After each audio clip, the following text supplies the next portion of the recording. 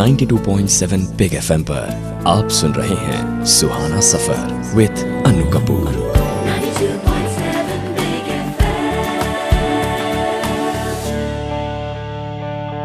सुहाना Safar with Annu Kapoor में आज हम बात कर रहे हैं हिंदी फिल्मों के एक बहुत ही इंपॉर्टेंट ईयर 1972 की।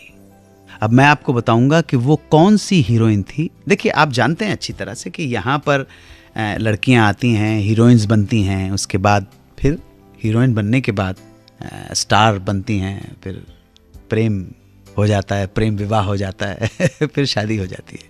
लेकिन एक ऐसी हीरोइन, एक ऐसा नाम जिसने शादी पहले की और हीरोइन और स्टार बाद में बनी। याद दिलाना चाहूंगा, आराधना और कटी पतंग की सफलता के बाद शक्ति सामंत ने कहानी लिखी जिसका नाम था अनुराग।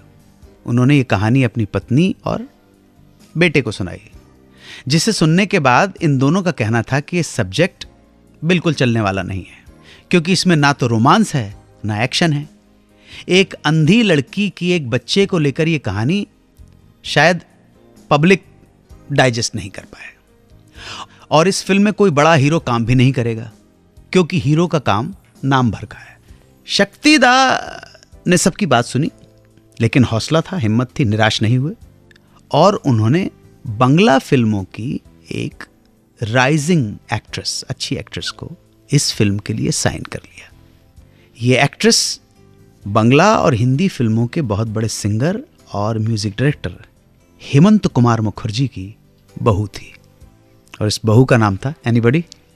जी, मौसमी चटर्जी। जी बिल्कुल सही है, मौसमी चटर्जी। मौसमी चटर्जी हिंदी फिल्मों में आने से पहले मौसमी और मौसमी चटर्जी नूतन की बहुत बड़ी फैन थी। उन्हें नूतन पे फिल्माया गीत छोड़ दे सारी दुनिया किसी के लिए मुनासिब नहीं आदमी के लिए, ये गीत उन्हें बहुत पसंद था।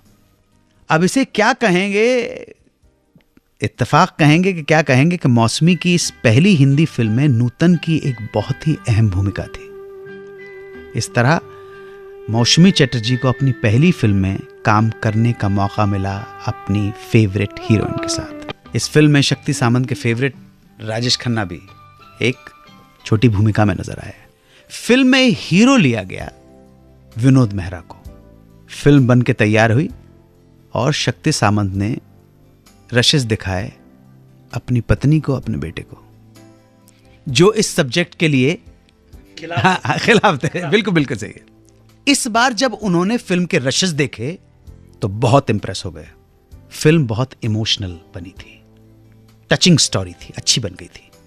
अनुराग रिलीज हुई और सफल हो गई, सुपर हिट हो गई, और इस सफलता का थोड़ा सा श्रेय फिल्म के संगीतकार एस.टी. बर्मन को भी दिया जाना चाहिए।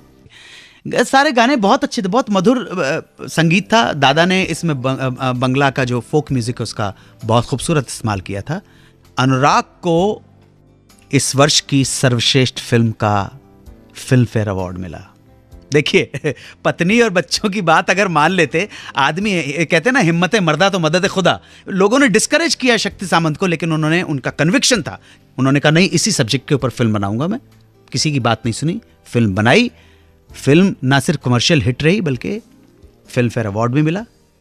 और इस तरह से ऑलरेडी मैरिड एक हीरोइन का प्रवेश हुआ हिंदी फिल्म, जिनका नाम था मौसमी चटर्जी। जोरदार तालियां मौसमी जी के लिए।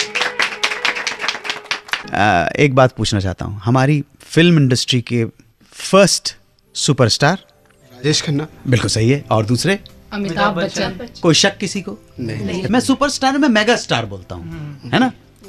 राजेश खन्ना की धर्मपत्नी डिम्पल कपाड़िया। बिल्कुल सही है। अमिताभ बच्चन की धर्मपत्नी जया बच्चन। ओके। क्या अमिताभ बच्चन ने राजेश खन्ना की धर्मपत्नी के साथ किसी फिल्म में काम किया है? Anybody, any guess? Ajooba Ajooba अजूबा। अरे वाह वाह, क्या बात है, बिल्कुल सही बात है। बिल्कुल, अमिताभ बच्चन ने, मतलब एक सुपरस्टार ने दूसरे सुपरस्टार की धर्मपत्नी के साथ काम किया फिल्म अजूबा में। अमिताभ बच्चन ने डिम्पल। लेकिन क्या दूसरे सुपरस्टार, मतलब पहले जो सुपरस्टार राजेश खन्ना ने एक और सुपरस्टार अमिताभ बच्चन की धर्मपत्नी के साथ किसी फिल्म में काम किया है क्या? हैं? दिमाग में है, लेकिन मुंह पे नहीं आ रहा है। देखिए, बिल्कुल। अगर ऐसा नहीं होता तो फिर ये प्रोग्राम में मुझे प्रोग्राम बनाने वाले चुनते क्यों?